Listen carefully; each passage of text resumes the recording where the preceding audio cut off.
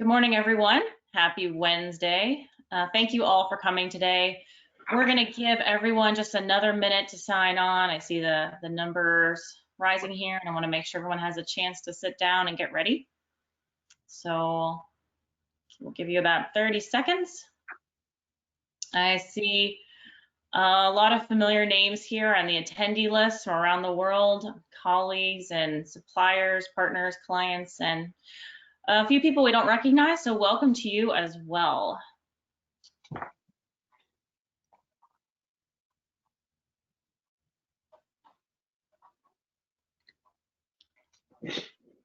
right. Looks like we've hit a pretty good number. So that's great. And I think I will go ahead and get started. So for those of you who don't know, I'm Christy Harner, the Chief Marketing Officer here at TCG Consulting.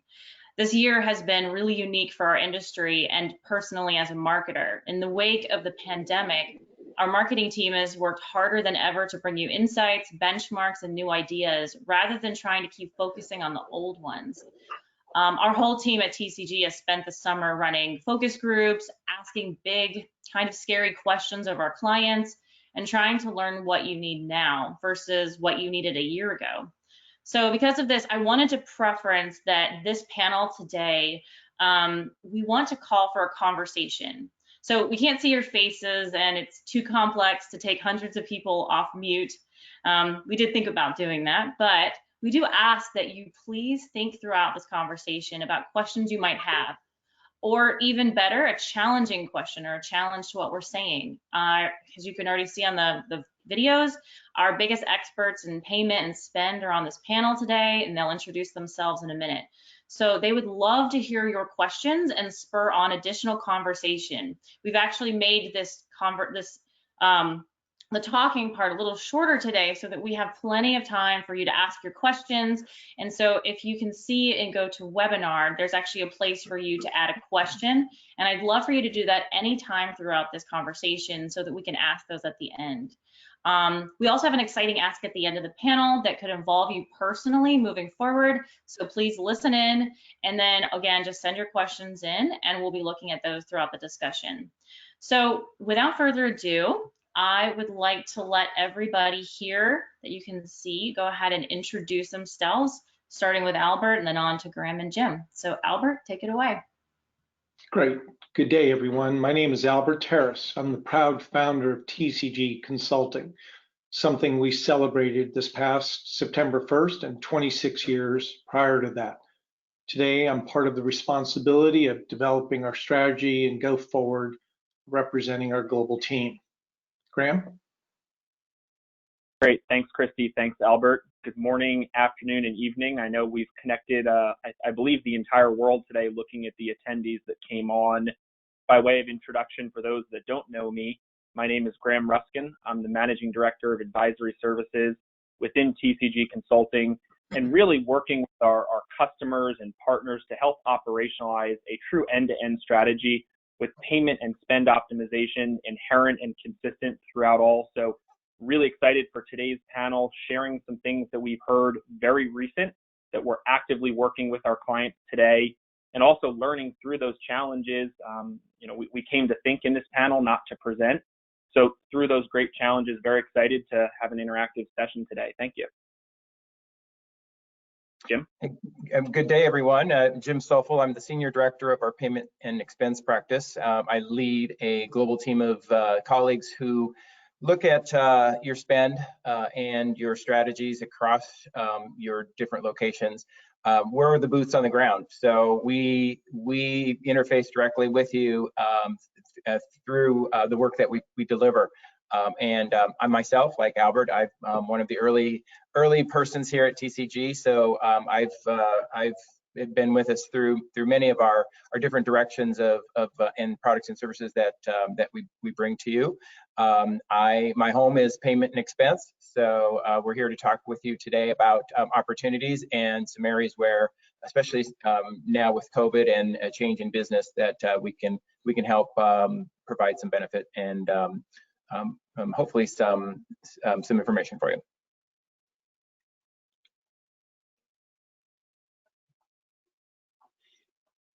Go ahead, Albert.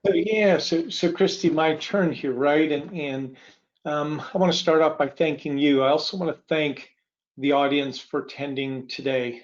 This is our 8th show that we started at the beginning of COVID, and literally thousands of people who have attended and have kept us busy and have challenged us. And again, today's format different in that we're requiring or asking that those in attendance will collaborate. I also want to thank our clients and members of the internal team and the team who brought today's session together. I know how difficult that can be. While it's easy to look back on 26 years, all it's really done is allow us to use that history and rely, and we never have done a good job at patting ourselves on the back, but look forward. With that, our business and the sector of the economy now requires new and innovative and transformative thinking, and we think that this does that. Over the 26 years, we've worked with a number of different sponsors. I remember it starting out in finance or maybe shared services and moved on to HR and procurement, where it's held a stronghold. We've used these learnings of the current environment, the things that we're all going through here for the last 6 months, to fully introduce broad spend under management, or what we call SUM. We introduced spend under management a couple of years ago, and we've actually brought it into our clients. With the acceleration of technology, innovation, and a global business, new innovation that's required under new protocols, we think the time is right. And in fact, SUM, or spend under management, has actually accelerated as an outcome of COVID. SUM is really a natural progression for corporate programs, and it fully leverages total cost of ownership for travel, meetings, payment expense, or what we call TCO TMPE. This platform requires broad organizational participation.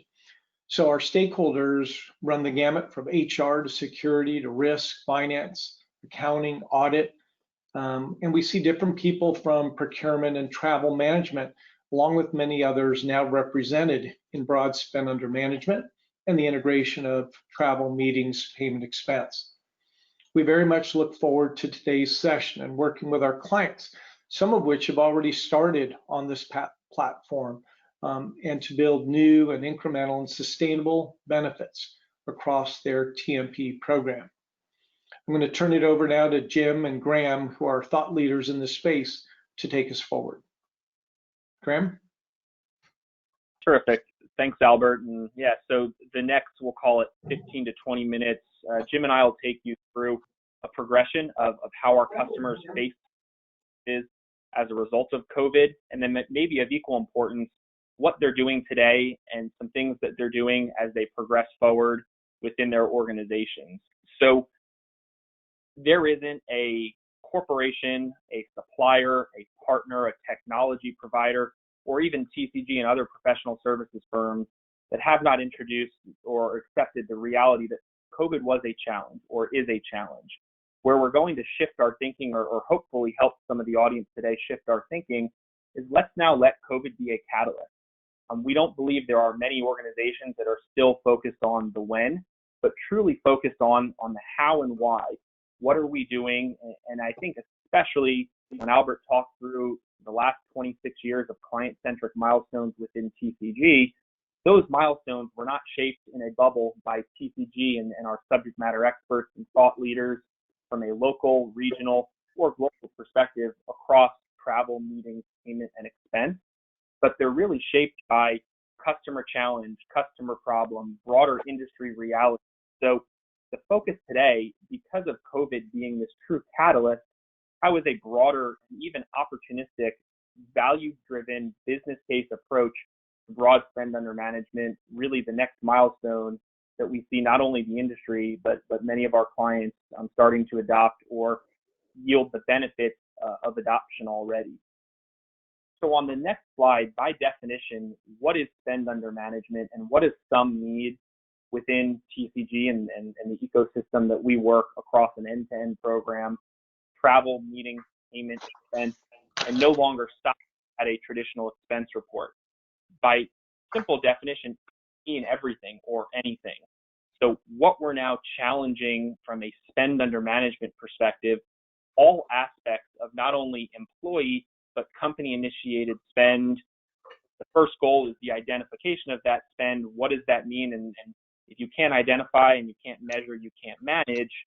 The goal here is not to say take on the world, but through the identification of some, what are the right components of cost or spend or suppliers or employee initiated costs that should be part of your spend under management baseline.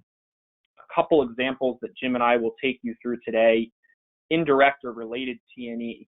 How does the visibility into interview and contractor and new hire spend that is not today sitting in your reimbursed concur expense report or general ledger that says, here was my total T&E?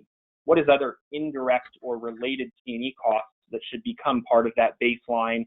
What is the impact and opportunity? Similarly, we're now looking at all supplier technology and licensing fees. What is that spend under management, and how does that fit from either a stakeholder engagement, reporting, or performance measurement as well? Other non-employee people costs, professional services, law firms, accounting firms, shared services, or co-source. All those components of spend, through that identification and bringing the different stakeholder groups together that are impacted by that aspect of company-initiated spend, how does that also form your broader stakeholder engagement strategy to that cost component? Jim will also talk through some of the more traditional cardable or spend under management components around office maintenance and fulfillment, like catering and landscaping. Many of those already part of our clients' cardable spend baseline. So what has that also done from a TCG milestone standpoint and where we are today with the last day, September 2020, approaching the final quarter of 2020? What has that done within our business? On the next slide, what we'll really introduce is something that's been 21 years in the making at TCG. Of the 26 years that we've been in business as an organization, 21 of those have involved the evaluation of corporate payment, commercial spend, organizational card products. Today, what we're really doing is transforming how we help our customers, how we work with suppliers and partners through global payment and spend optimization, or what we call PSO. We love our acronyms: PMPE, PCO. Now PSO is the next one for those that continue to grow with TCG. Really very similar now to areas for those that have worked with us or those that are getting to know us for the first time through traditional front-end advisory work on spend identification, assessment, evaluation, and roadmap development, moving through the operationalization of commercial card or broader company spend programs, whether that's a new implementation with a new provider or an expanded implementation with specific products and services that may be part of that broader baseline. And then ultimately, how are we linking the great ideas and the solutions to customer challenges on the front end with the ongoing operational management and continued scalable improvement? So for those that already work with us, we've already been working together on global payment and spend optimization.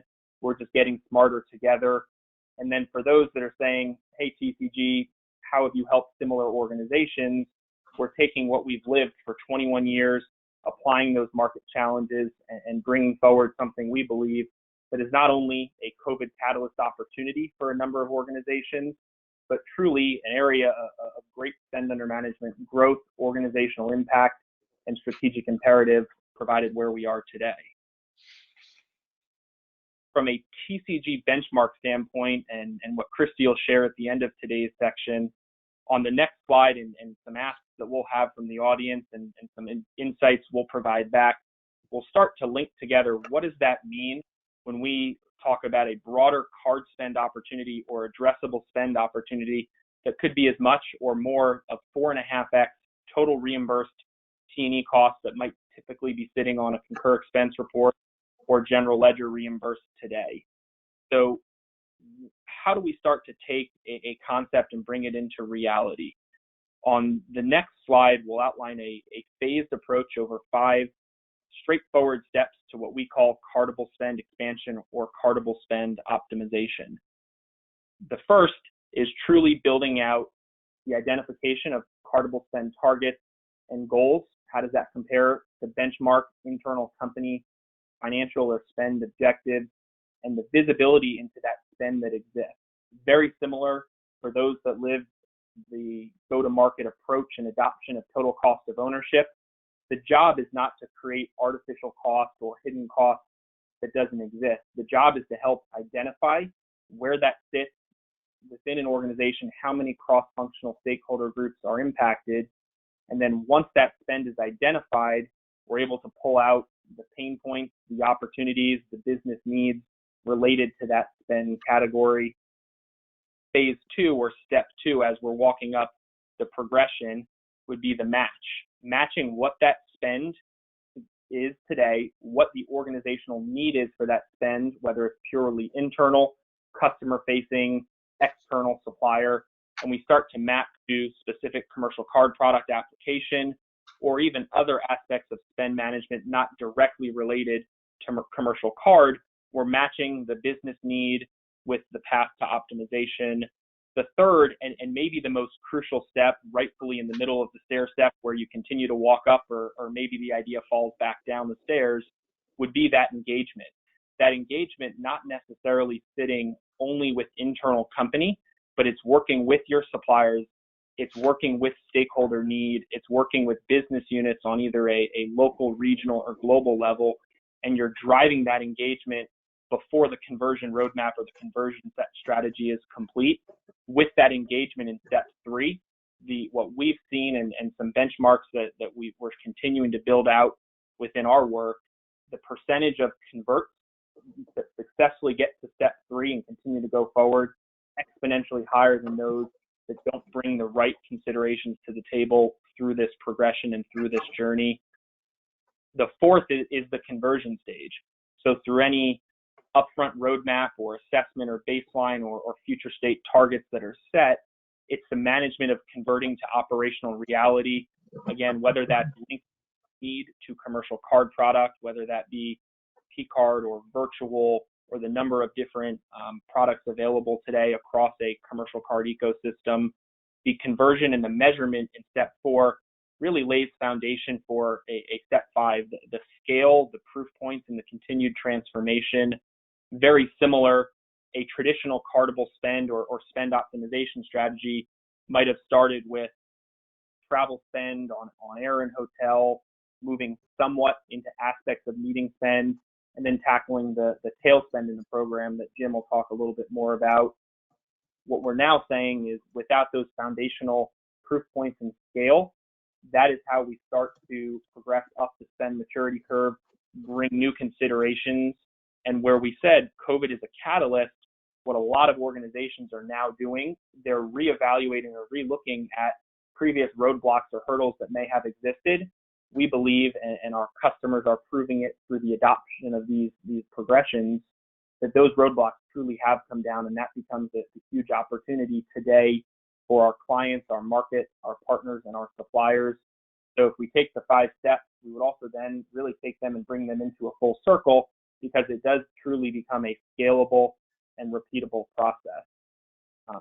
So with that, I'll hand to Jim and pass the baton to take now through the concepts, the approach, the methodology, and where this came from, to what does it look like, and then illustratively, what can that mean for your organization? And then Christy will continue to keep us on time so we can consistently stay with promise of very interactive today, and we'll be ready to be challenged. Over to you, Jim. Sure. Okay, so Graham had mentioned the different ways with the identify, the match, the engage, convert, and scale. So where do you look for that? And so some of you most likely have been working with your suppliers, your card suppliers or payment program suppliers in some of these initiatives today. It's obviously a win-win for your organization as well as the suppliers when you can grow a program, right? Especially when there's a good, healthy revenue sharing component to it. But it also then, from an organization, can produce additional working capital, better visibility into your spend, more control over the spend, and also remove some of the potential actual processing steps within this, especially when you can automate it into the P2P process. So areas that typically can be found, and then some of these may not be so atypical, that may be new areas that you haven't considered. But one of the obvious would be the direct air, car, and hotel type expenses. Anything that can be used, through a corporate card product. Now with the virtual payments for airline and hotels, those are areas where it may not be obvious, but it is a fairly common first place. Most organizations begin looking for that additional expansion. And then from a procurement perspective, that tail spend, right? So that would be where you have a high number of transactions with a lot of low volume to that, which also has a lot of suppliers involved in that tail spend. So typical products there that you may have put already in place would be P cards and some other virtual payment card products. So looking if there's still some area in that tail that you haven't connected with yet. Non-employee costs, professional services, third-party outsource. So temporary services are a good fit for these, and any other sometimes employment type and professional service costs. You may not have targeted necessarily meetings and events yet for cardable spend. And there are certainly meeting card products out there, but there's other areas even beyond the meeting, sometimes associated with a meeting, that could be put into some of these cardable programs. Some of the transportation items, like a bus company, for example, or other things there that could certainly be applied to that. And then on our right column here, office and real estate services around maintenance and fulfillment. So the gardening services, the utilities, actually, many utilities companies now are taking corporate payments for the utilities. And then moving down onto the technology and IT support services. So being able to buy some of that small capital equipment, peripherals for PCs, other supplies that are bought through in some of the P2P channels, some of the books that the marketing and supply books that you have. These purchase methods can be snapped right into the payment process, so it just becomes part of that. So it's right in the process already. And then a typical one is also office supplies, but going that next step and building it into the actual flow of the transactions, so that there isn't an option at the end. It automatically books to a bookable payment source, which is a cardable source. And then the last one here is marketing communications. So yeah, advertising suppliers and other types of collaterals. Something like today, your webinar services or your Zoom meetings. And those types of services are certainly targets for this type of area. But as Graham mentioned, though, the strategy here is those 5 steps. And some of you have probably gone through already these 5 steps, but if you just it can be overwhelming if you just start to look at all of it. So you do take it in the different pieces. Typically, you would, when you're looking at engaging, you would engage with suppliers who already accept some of these services. And then you would take it later to another level and bring in suppliers who may not already accept some of this and bring them on and enlist them into the program. So there's strategy to it, and there's different steps in terms of when you can go higher up in the tree now that the low-hanging fruit's been picked, and get some of that other opportunity. Next one, please. So you may have seen our steps, TCO, TMPE, total cost of ownership for travel, meetings, payment, and expense illustration. If you've attended any other of our workshops, or if you're a current partner with us, what we have here is an illustration of where spend is and how you identify it to know where you can set your objectives.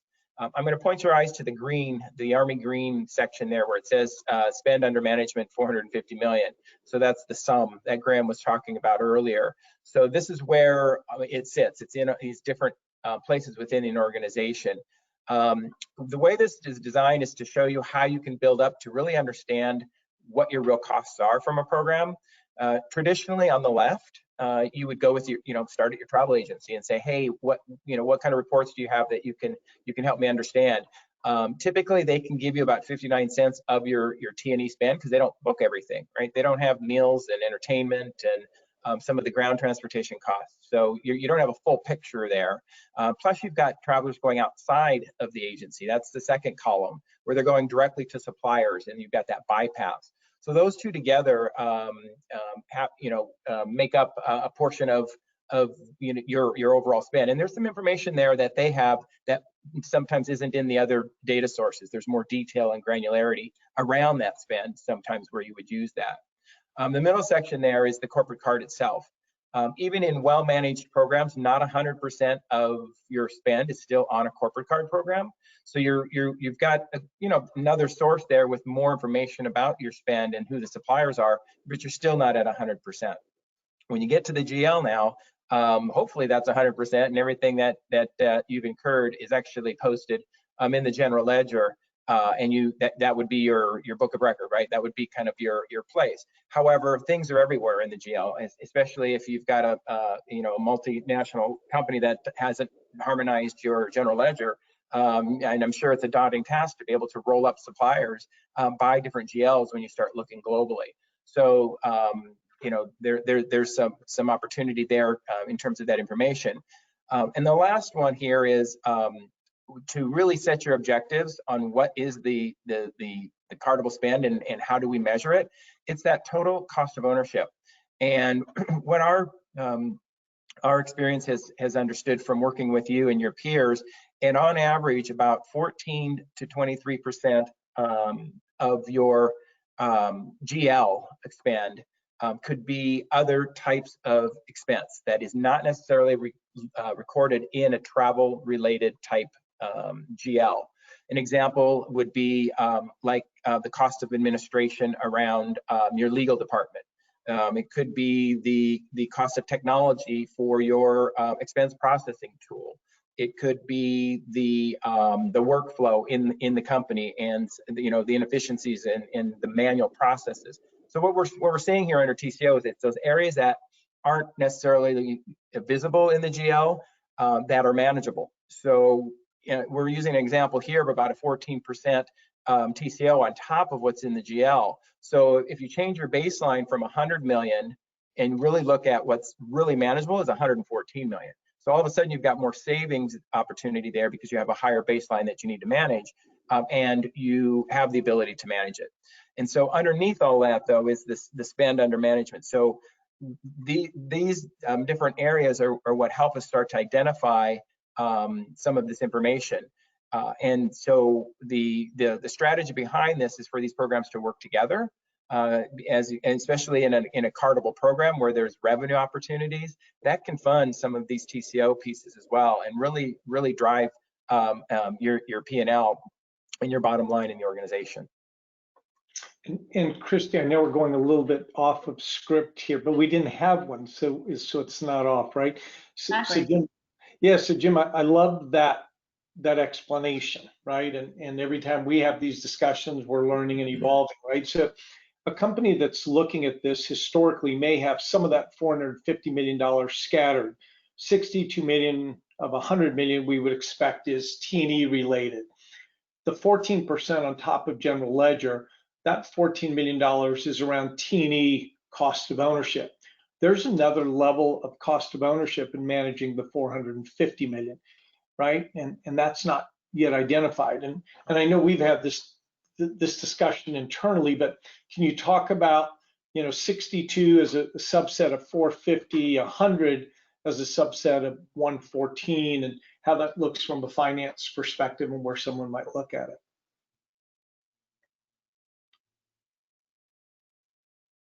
Yes, so part of the 450 piece, so looking at the general ledger, for example, the roll up of that and being able to manage, if you apply these same metrics to the 450, you can make the assumption that you still have an additional baseline, a new baseline, 4.5 times of what's in that GL.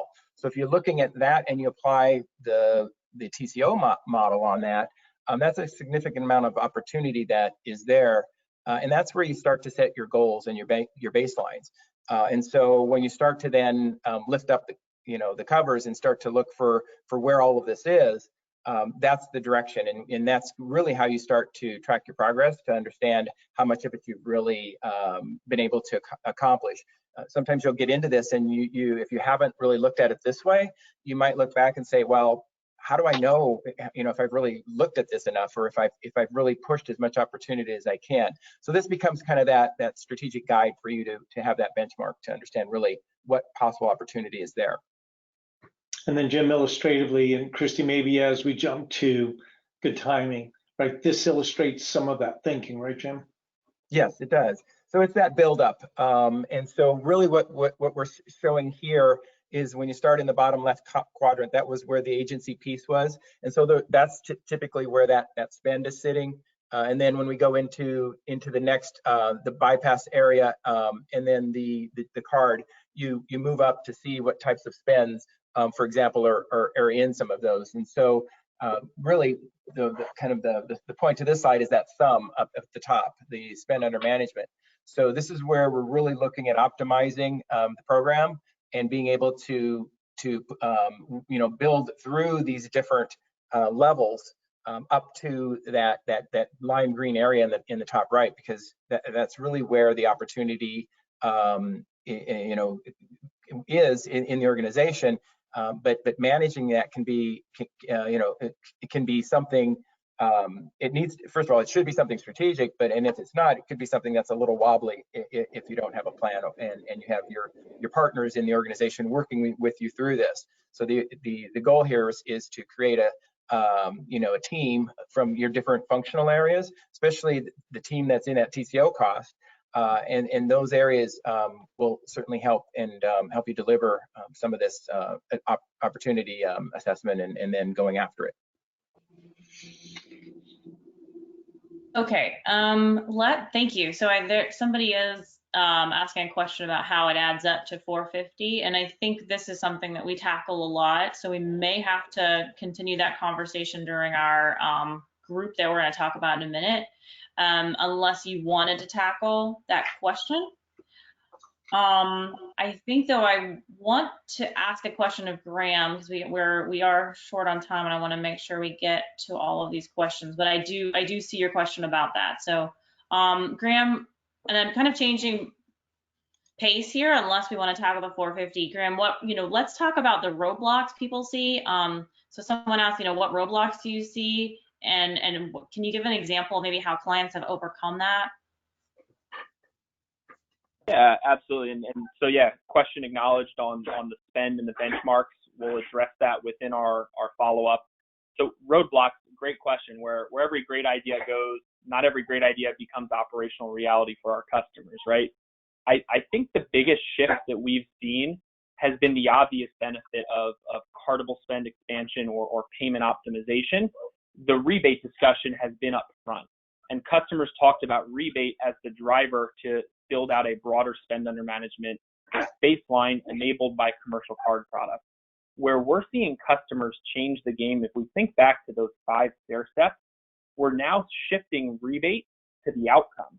So you don't build out or architect a strategy and bring multiple stakeholders together to build out the simple equation. If I spend more on card, I get more rebate, I get more funding back to my organization. So what we're seeing, the roadblock comes down when we're engaging the right stakeholders for a spend baseline to drive the awareness of the spend on where it sits, whether it's in general ledger, sales and marketing budget, cost of delivery for those customers where the spend is enabling their service as well. So we're defining the stakeholder need up front, and then we're also defining what suppliers and company group, functional groups, what locations or markets and business units are all part of that upfront need. As we can define the need, we can then progress through the spend under management. And then it's never a challenge to say, how do we spend the incremental revenues associated with that payment optimization? But if we start with the payment optimization as a revenue generating event, we're not tying it to a functional need or a company imperative. So that would be an example of where we've really seen the shift of a driver of rebate go from the front of the discussion to the outcome of the discussion. Yes, so great question. Okay, thank you. I'm just keeping on this slide for a minute because I know it's a lot to process, and then I'll move just to our panel discussion. But again, if anybody has another question, we have a minute or two, so please send in your questions. I'm going to ask another one that's come in to Jim. What happens if you're not consolidated with a single payment provider?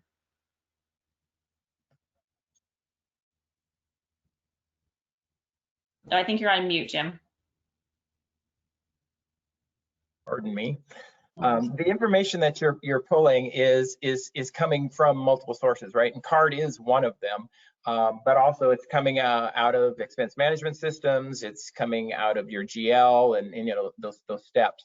So the opportunity with multiple suppliers is similar. You would replay it with each supplier. So the effort would be probably a little bit different than if you were with one supplier. But as you know, even with one supplier, as you go around the world, the actual local nuances and differences in the program, they operate somewhat different as well. And so sometimes you do replay situations when you're with a single supplier as well. But the key here too is to engage your suppliers in this as a partnership, right? Let's have them help with some of this groundwork, right? Especially when we start to look at the types of suppliers and where the spend is and the size of the spend and what type of categories it's in. Let's lean on the supplier to help provide that information so that you're not doing all of that. And what I would ask and recommend is you give the supplier a template and ask them to put it in your format. That way, when you receive it back from the supplier, you can roll it up as a single view actually, and then you'll know which supplier to work with for the different areas. So that's how we typically recommend that approach. And it's fairly common to have multiple payment suppliers, especially in very large global programs that have not yet had the opportunity to create a global program where you could have 5 or 6 or plus more in some areas, especially in some of the countries where local products are needed for acceptance purposes or currency type issues. Awesome, thank you. Okay, another one just came in. What is TCG witnessing from other clients as the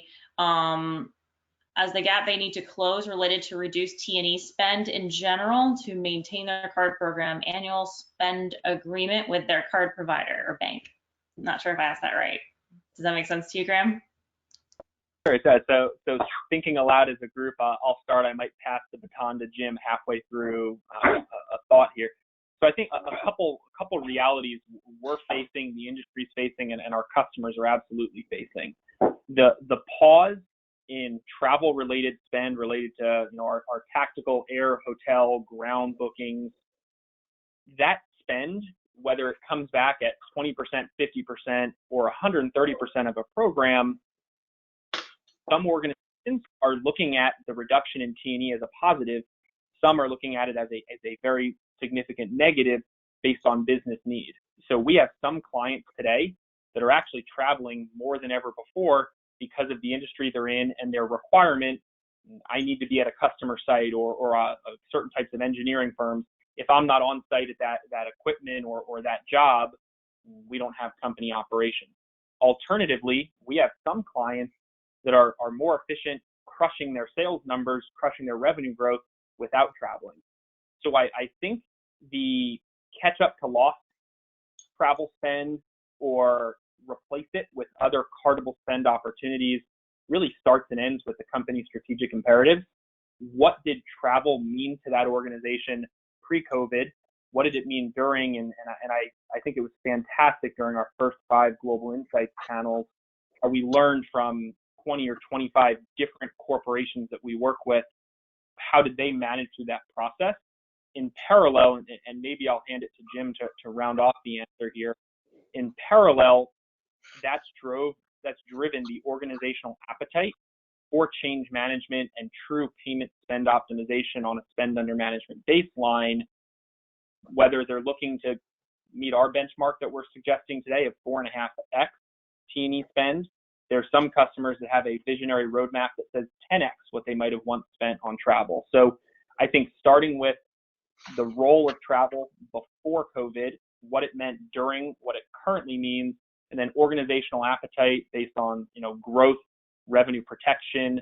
And Jim, I don't know if just some client projects that teams are working on today, how they're evaluating what spend optimization should occur, if that kind of jogs any thoughts for you. Right. So in payment system programs, if you look at the ratio in a mature, strategic, well-developed program that has adopted already spend under management and taken it, pretty far along the timeline, you'll see that the travel component of that is fairly small in regards to the overall opportunity across that entire payment spectrum. And so in those environments, for example, through now with COVID, yes, they're down on their travel, but this other piece, the business is still running, right? The business hasn't stopped, so they still have all these suppliers that they're paying through all these other areas of the program. So in that situation, in that scenario, it hasn't had a large impact.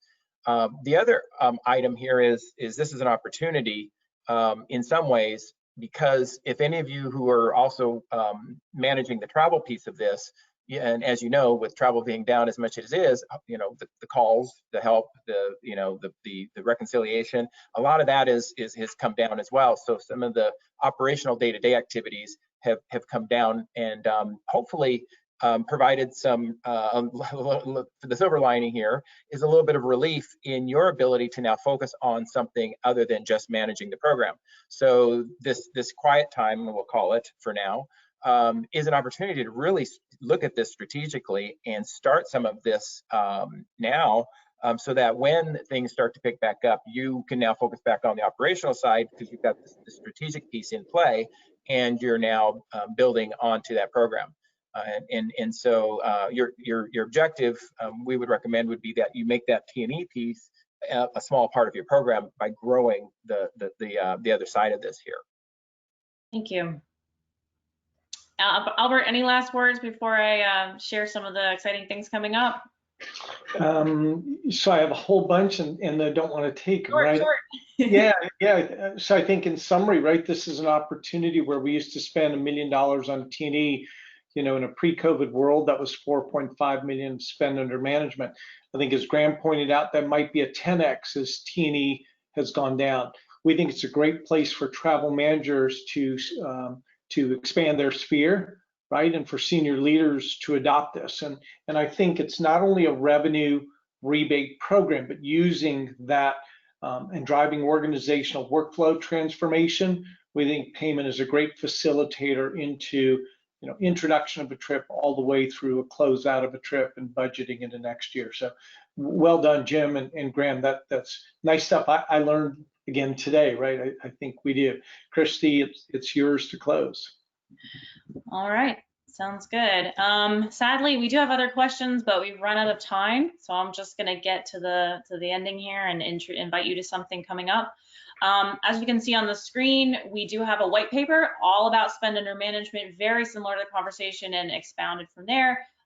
You'll be receiving that. So there's nothing you need to do in order to get that paper. So I'm going to jump into our final ask for the day. We have an exciting opportunity coming up. Graham and I both alluded to this. Right now is a time of change, and it's a time to listen to what your needs and objectives are for payment and spend in 2020 and really in 2021. So we want to invite you as global leaders to share and learn from each other as well. Because of this, our next event, as you can see here, is called Give and Gain Actionable Insights. We want to continue the conversation from today in a more intimate way and share insights with you, and then also learn from each other and foster a true conversation. So for that one, the mics will be on. It'll be a virtual lunch and learn. So if you or your organization are working to transform and optimize your payment and spend program and are interested in being part of this more intimate virtual lunch conversation will be on October 14th. please reach out to Graham. You can see his email address here. You may already have it. Reach out to him, ask him some more questions about it. He'll be leading that conversation. And space is limited because we want it to be a true conversation between all of the leaders that attend. So that's it from me today. Thank you again so much. Thanks to Jim and Graham and to Albert and for all of the insights. And thank you to those of you who have asked questions. And someone just asked a great question. Yes, I'm pretty sure the question is, we will be sending you this video so you can watch it again. You can share it with others. And then again, the white paper, you'll be getting that in the next 24 hours. Thanks guys so much. Appreciate you coming today. Thanks, everyone. Thank you.